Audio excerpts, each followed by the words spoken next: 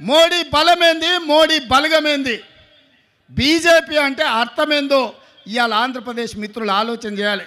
BJP అంటే బాబు, జగన్, పవన్. ఈ ముగ్గురు బీజేపీ. బాబు, జగన్, పవన్, మోడీ బలం, మోడీ బలగం. ఇంక ఆంధ్రప్రదేశ్ ప్రజల కోసం మోడీ ఎందుకేం చేస్తాడు? ఎవరు గెలిచినా ఆయన దొడ్లోకి పోయేటోళ్ళే. ఈ ఆంధ్రప్రదేశ్లో 25 ఎంపీలు మోడీ ఖాతాలో ఉండేటివే. మీరు ఈడ అనుకోవచ్చు మేము ఈ పక్కన ఉన్నాం లేకపోతే ఆ పక్కన ఉన్నామని. అయ్యా, జగన్ రెడ్డి పక్కన ఉన్నా, పెద్దలు చంద్రబాబు నాయుడు గారి పక్కన ఉన్నా, వీళ్ళిద్దరు కలిసి ఢిల్లీలో వెళ్తే మోడీ పక్కనే ముత్యాల ముగ్గులో రావు గోపాలరావు పక్కన ఇద్దరు ఉంటారు, తందానా తానా అనేటోళ్ళు. వీళ్ళిద్దరు అదే కదా ఢిల్లీకి వెళ్తే. ఢిల్లీలో వీళ్ళు ఎవరైనా మోడీని అడుగుతారా? మోడీని నిలదీస్తారా? మీ ప్రాంతం కోసం ఏమైనా తెస్తారా? మరి ఒకవేళ తెచ్చేటట్టు అయితే 5 ఏళ్ళు వారున్నారు, 5 ఏళ్ళు వీరున్నారు. పోలవరం పూర్తెందుకు కాలే, రాజధాని రాలేదెందుకు మనకు? మీరు ఒక్కసారి ఆలోచన చేయండి మిత్రులారా.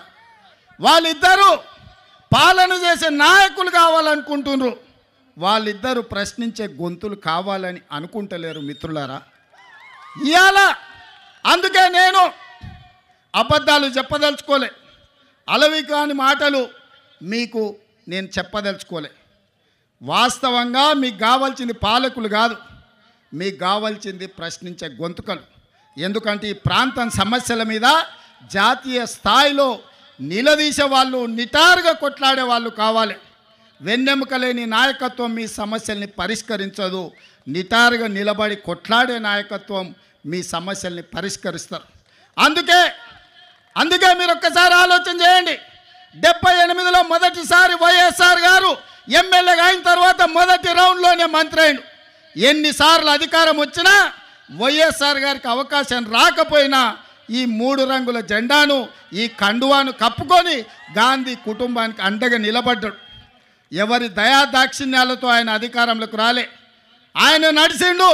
ఆయన రక్తాన్ని చెమటగా మార్చి ప్రాణహిత చేవెళ్ళ నుంచి ఇచ్చాపురం వరకు తన రక్తాన్ని దారబోసి కాంగ్రెస్ను అధికారంలోకి తెచ్చి ఆ తర్వాతనే ముఖ్యమంత్రి కుర్చీ ఎక్కిండు. మరి ఇవాళ మిత్రులారా, షర్మిలమ్మ ఇక్కడేదో ఉందని అట్లా పోయి కుర్చీలో కూసుంటా అని రాలే. అన్ని ఆలోచన చేసింది, నాతో మాట్లాడింది. అన్న నేను అక్కడికి పోతున్నా, ఏం చేయాలి అంటే, ఎందుకమ్మా ఆడ ఏం లేదు కదా అన్న. ప్రజలు కష్టాలలో ఉన్నారు. ఇక నేను నిర్ణయించుకున్నా, వైఎస్ఆర్ మా నాన్నగారి ఆశయ సాధన కోసం ఈరోజు ఆంధ్రప్రదేశ్ ప్రజలు కష్టాలలో ఉన్నారు. వాళ్ళకు అండగా నిలబడడానికి నాకు వయసు ఉంది, ఓపిక ఉంది, వాళ్ళ కోసం కొట్లాడే శక్తి ఉంది. నేను మళ్ళా వెనక్కి వెళ్తున్నా, వైఎస్ఆర్ బిడ్డగా, ఆయన రాజకీయ వారసురాలుగా. ఎక్కడైతే పోగొట్టుకున్నామో అక్కడనే మొదలు పెడతాం. వైఎస్ఆర్ ఆశయ సాధను ఆంధ్రప్రదేశ్ గడ్డ మీద జెండా బాతుతాం. నేను కొట్లాడతా, నేను కాంగ్రెస్ పార్టీని నిలబెడతా, ఆంధ్రప్రదేశ్ హక్కులను సాధిస్తా అని వారు చెప్పినారు.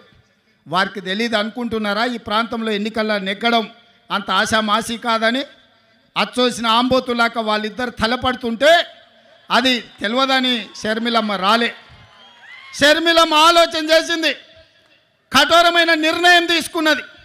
ఆంధ్రప్రదేశ్ ప్రజల పక్షాన నిలబడాలి, పోలవరం పూర్తి చేయాలి, అమరావతిలోనూ మీ క్యాపిటల్ సిటీని కట్టాలి, అదేవిధంగా విశాఖ ఉక్కును ఎవడో వచ్చి అప్పనంగా అమ్ముకుంటుంటే చూస్తూ ఊరుకుంటామా అని చెప్పి ఇవాళ ఇక్కడికి వచ్చింది.